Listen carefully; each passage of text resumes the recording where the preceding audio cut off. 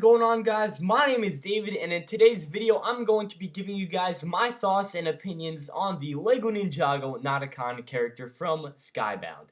Now, before we get on with that, I just want to thank Frederick for making my brand new intro. Hopefully you guys do like it, and if you guys do, then please check him out down in the description below, and please subscribe to his channel. He has awesome animations, and hopefully you guys will enjoy them. But yeah, without further ado, let's start today's video. So, Nadakhan, I feel like he was a very well-developed character.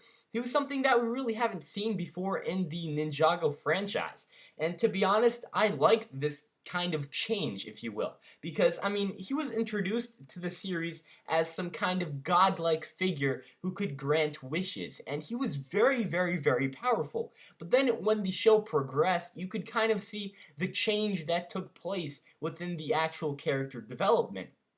And he was kind of given some mortal qualities, such as having love and having, some sentiment for his home. I believe in, what, episode, I'm guessing 57, 58, or 56, his home was destroyed.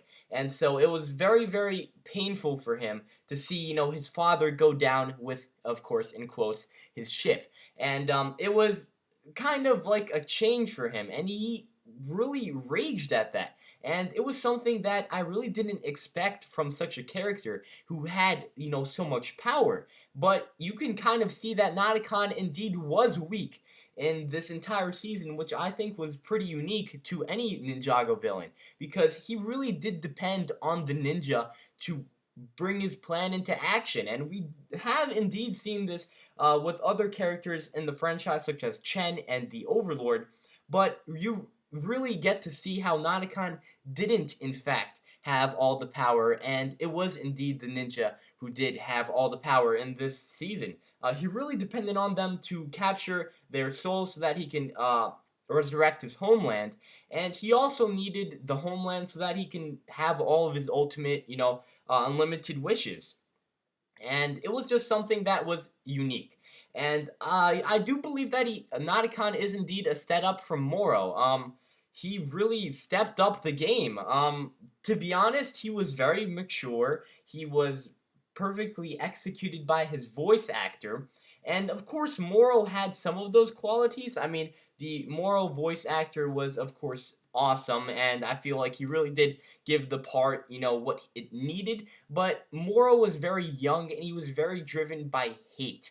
And I don't feel like that's necessarily what Nadakhan is. Moro was more of an immature character, while Nadakhan was more mature, and he knew how to hold back his temper. Of course, when the sentimental factors got to him, he was raging all the time, but he felt like a very unique character. Of course, there were some things about him that I didn't particularly like, and that is more towards the end in the season finale, where he does in fact cast away Clancy and the balloon, and he says it was all about me. And so you kind of get to see his selfish character, and I really didn't like that, because to be honest, I like Nadakhan being Nadakhan, and he was something that really wasn't that evil. And in the beginning, you thought that Nadakhan was just driven by his passion for his homeland, by, avenging his father. And you get to see that that's not actually what he wanted at all. He just wanted to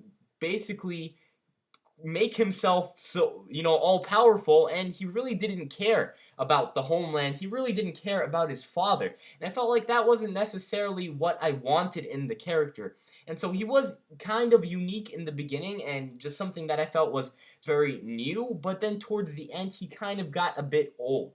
And it kind of reminded me of Season 2 back with the Overlord, when the Overlord betrayed Garmadon and said, it's not about you, it was always about me. And then he basically possesses him, and then all of a sudden, he becomes that dragon. And I felt like that was kind of a flashback to that particular episode. And I don't know if I necessarily like that, because of course the Overlord is a great character, but I want something different than the Overlord. I want something that, if you're going to bring a new character, bring some brand new qualities. And they did do that in the beginning, but then towards the end they kind of slacked off. And I wish that they really did stay true to the sentimental factors that Nadakhan had, because I believe that Nadakhan could have been, that not true evil villain. I could possibly even argue that he was, driven by passion, by love, and, he was just doing it in the wrong way.